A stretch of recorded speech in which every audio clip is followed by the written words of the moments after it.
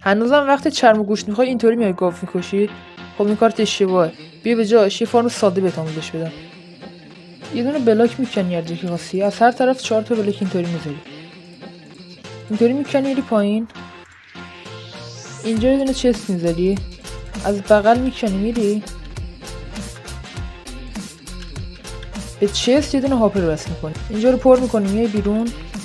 اینجا بالای چست باید یه دونه پله اینطوری بذاری که وقتی اونجا آب میخوایم بذاریم آب بیرون نریزه.